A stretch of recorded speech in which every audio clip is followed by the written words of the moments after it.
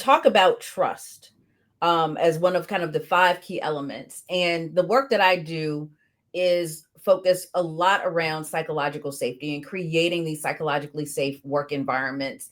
And I talk about how if there's no trust or respect, psychological safety is quickly lost. And how to, and a lot of the trainings that I do now are like, how do you rebuild trust? How do you start to regain some of that respect if that's been broken?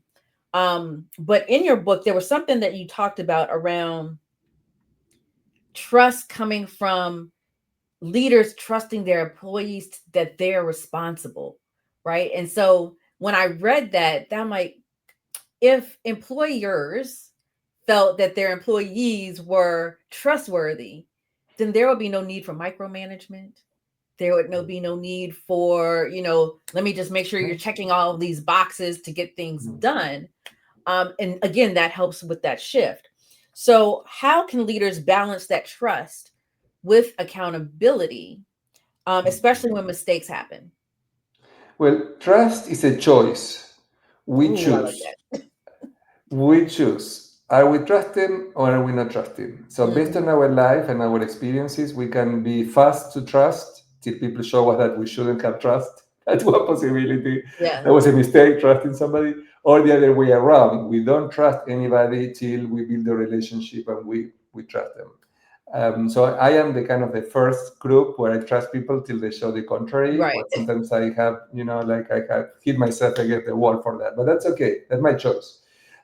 But here, in this case, when you want to have that balance, means that there is a difference. If you choose your team, you hire them, than when you inherit them. If Mhm. you choose them, it's easier to trust them because you brought them to the organization, you train them, you build a relationship. But sometimes that's not the case. You inherit a team, and then people don't trust you. Maybe one of them wanted your job. So it's very common that I Yep. was competing with you. You find that one of your team wanted your job, so you still need to be trust with that person and with the other one. So um, this is my idea. This is what I present in the book. Is that we need to see other people as they can do the job. If we don't think that they can do their job, we may not trust them and we create insecurity. And what happens if I don't trust you? They will not trust. If I don't trust somebody, they will not trust us back. Mhm. Because in the body language, in the energy, we're communicating, I don't trust you. So if I don't trust you, the other person is going to think, okay, you don't trust me, why am I going to trust you? So don't trust in me, make me not trust you. So trusting, we need to wonder, what do we need to build that trust? So for example, I like to do an exercise in my trainings when I train leaders, is I ask, okay, look at your team, look at each person in your team and do like a graphic. And from 1 to 10, what is the level of trust that you have for each person in your team? So evaluate, okay, what are the people that you trust more? What are the people that trust less? And why that?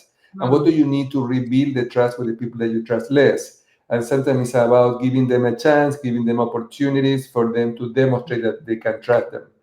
So the idea is that sometimes people may not fulfill their task, and there are different possibilities. So here we want to be curious, and curiosity is one of the key elements of a coaching mindset Yes. because it's not only about doing, but it's about being. So I like to bring this to my work. It's not only what we do and how we do it, but who we are being. It's a little bit more philosophical. It's about how we live our life, how we choose to live our life. How do we choose to be leaders? So we can be intentional, and I love this word, intentional. Are we being intentional or are we being mechanical? Mechanical is when you do things without thinking. It's what you do automatic. In mechanic, it's what you do, it works, you don't think much about it. But intentionally, when you make an effort and you have yourself, how are you showing up as a leader? This is Yeah. my favorite part of my work, is exploring how we're showing up in our lives, because many times there is a gap between what is our intention, what is in our mind, what we want to do, and what we're doing in all of our roles. So Yeah. I am doing a lot of work all the time on myself. Okay, how I'm showing up as a coach, how I'm showing up as a trainer, how I'm showing up as a leader, because I also lead networks. So I am very active in different activities where I'm a leader. And I am all the time reflecting and working on it. And related to that, going back to your question, is okay, if you need to have that accountability, you need to give people an opportunity. And if they don't perform, maybe because they don't have the skills, in that's the easiest part because they work and receive training. They may not be willing to do it because they are afraid. So anytime that there is resistance to change or people don't want to do things, this is just the surface of the iceberg. So Right. I like to be curiosity, and being curious make you wonder, okay, they're doing this crazy thing. That's guy, why they're doing this is because maybe underlying there are limiting beliefs, fears, or there is Yep. something else that is not in the surface. So we want Yep. to be curious about the being curious, being knowing what is underlying. So supporting people to maybe explore these limiting beliefs. I like one of my questions that I like to ask is, what is the worst that can happen?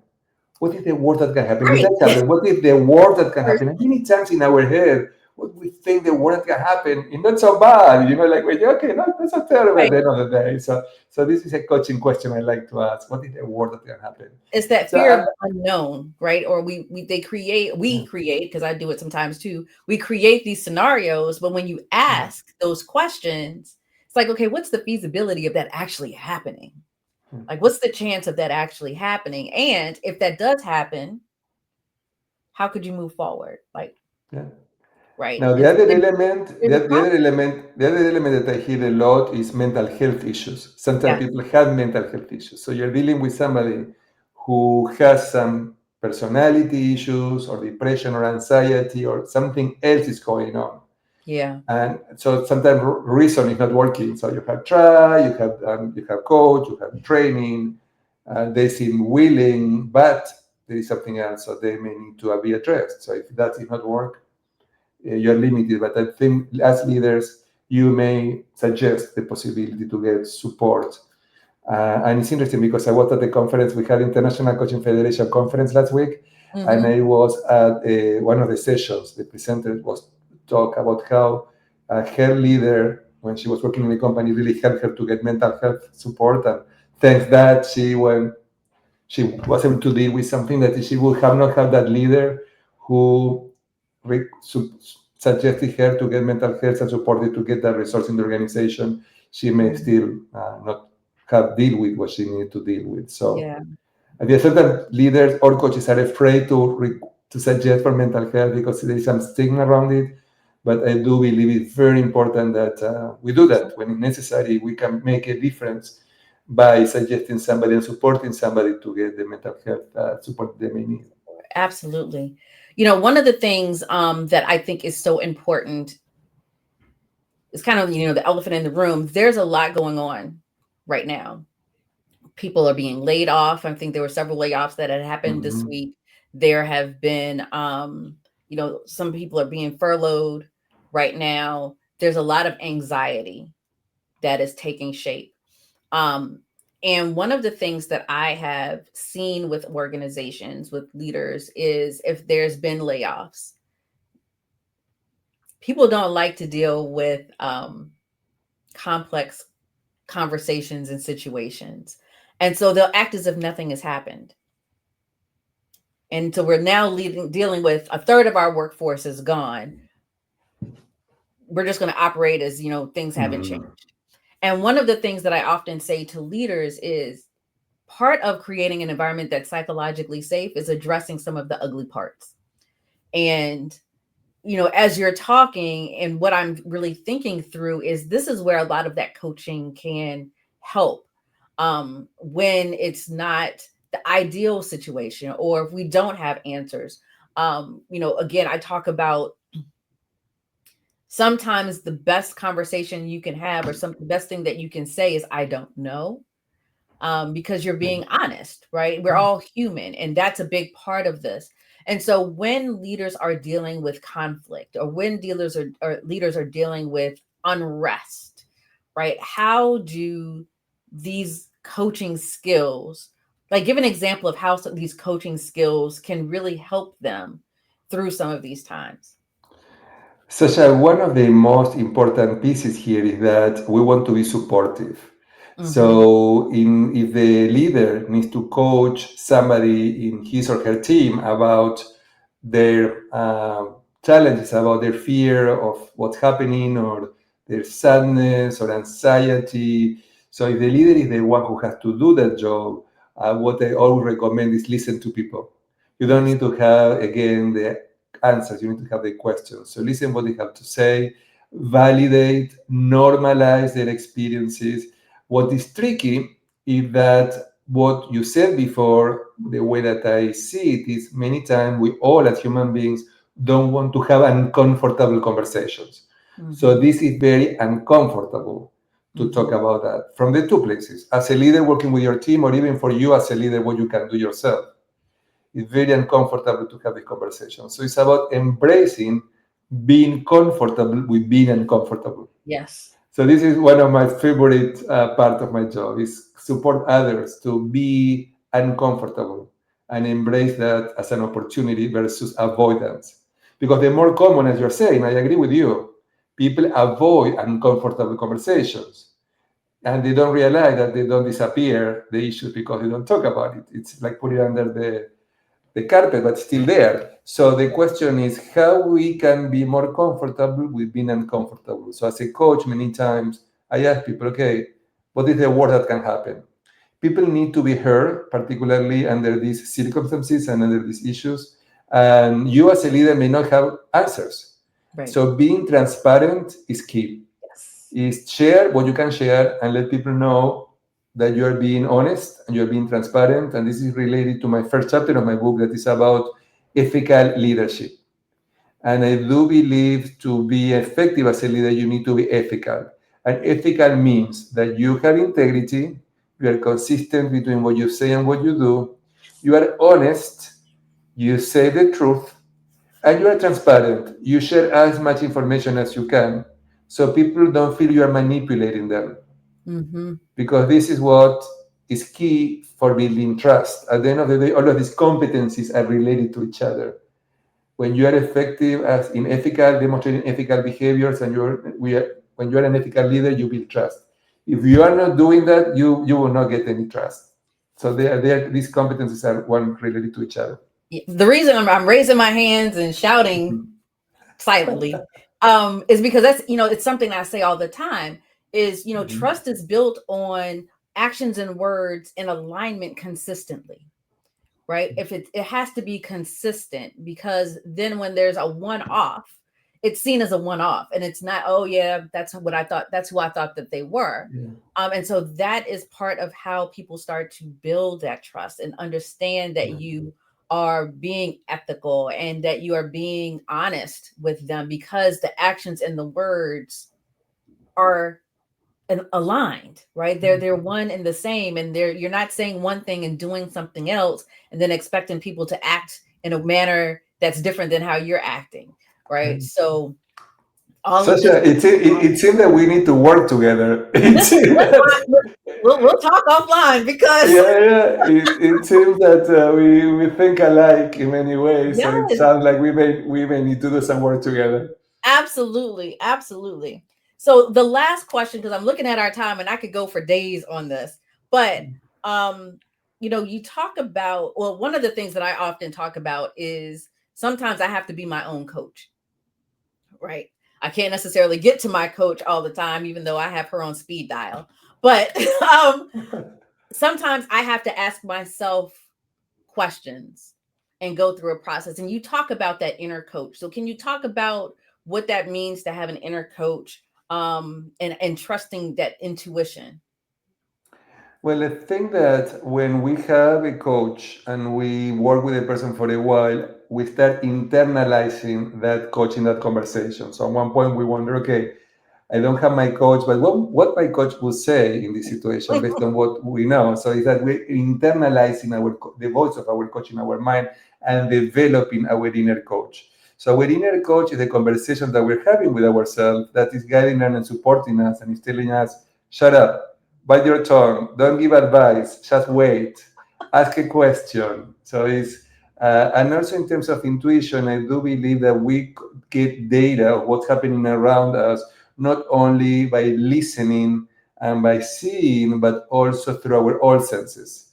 And Hmm. also we, if we pay attention, our body will give us information. So it's how we can connect with our body, not only with our mind, but we say our heart or our emotions, our gut, our intuition is what we are feeling in the moment physically or emotionally, and how we can use this information to support others. Also, in the coaching arena, this is not in the leadership arena, but in the coaching arena, I went through a supervision training, the first training in the United States in 2013, and I have been a pioneer of coaching supervision as a practice for all coaches. So this Mm. is not for leaders, but for coaches. I do believe that coaches, we need to work with supervisors, not only with coaches to work on our own thing, but with supervisors who supervise our work as coaches. So I have been training, and that's something maybe such that you may be interested in the future, is how to help other coaches to look at themselves in the mirror and see what is happening to them when they are coaching their clients, is who they are Mm. being as coaches. So again, mentor coaching is about doing coaching and what skills are you showing or not showing. And coaching supervision is about supervision. You dissociate, you separate, you look at your job, and you see, okay, what is working, what is not working, how I am showing up, what I would like to do differently. So I think that coaches also need to work with a supervisor to help them to get them to the next level. And I also work with a coach and a supervisor. I love that. I mean, what that also made me think about too was there's a level of emotional intelligence that's tied into that. That's that understanding your own emotions. How are you regulating your own emotions? But Definitely. also as you're coaching, because one of the coaching programs that I went through, um, it was just one of those aha moments of everybody has a trigger. And Mhm. you may have a certain type of person that's a trigger for you. Can you Yeah. coach someone that is a trigger for you? Right. And I had to really sit and think with that because I'm like, whoo. But it forced, I think that you can coach the person, but again, you need to work with a supervisor, yeah, somebody to help you so you are not in your way. yes, Because as a coach, when somebody triggers us, or what we say to is sometimes we project on somebody something that don't belong to them, yes, or the person may remind us somebody in our family. And that happens all the time. It can be the coach for the client, but can be the leader with their colleagues or direct reports, or many times direct reports see in their leaders as parental figures. So they may treat their leader and their boss as a mother or father. And poor leader is not who they are, but this person is projecting, putting in the leader something that belongs to them. So sometimes it's realizing, okay, the leader may not say to the colleague, okay, I'm not your mother or your father, okay, but they may understand that this is what, maybe happening in the dynamic of the relationship. yeah. So, Damien, if people wanted to get in contact with you, find your book, all of the things, what's the best way for them to do that? Well, Lead with a Coaching Mindset, the book is available in Amazon. So that's easy. You put Lead with a Coaching Mindset or my name, Damien Goldberg. I have a YouTube channel, and Sasha, in my channel, I have 500 videos of presentation that you may like some of them. Half of them are in Spanish. That's So okay. for bilingual people who speak Spanish will be benefiting from all of them, if not half of them.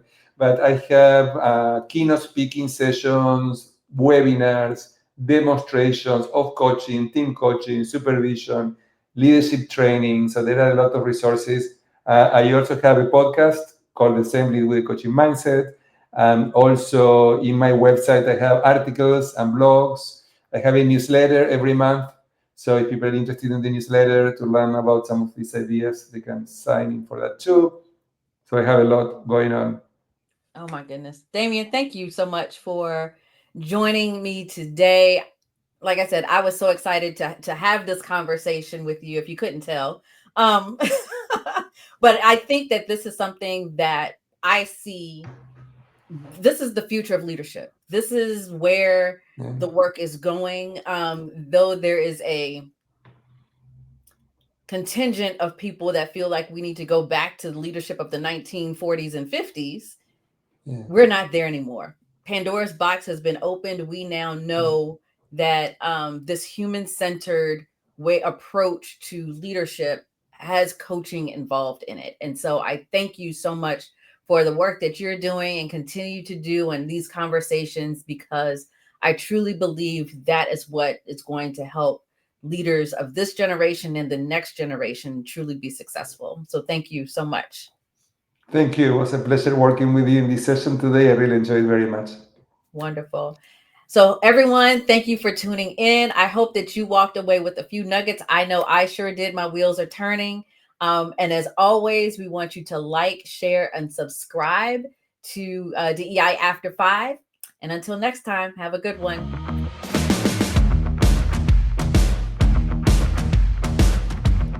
DEI After 5 is produced by the Leon Thomas Group.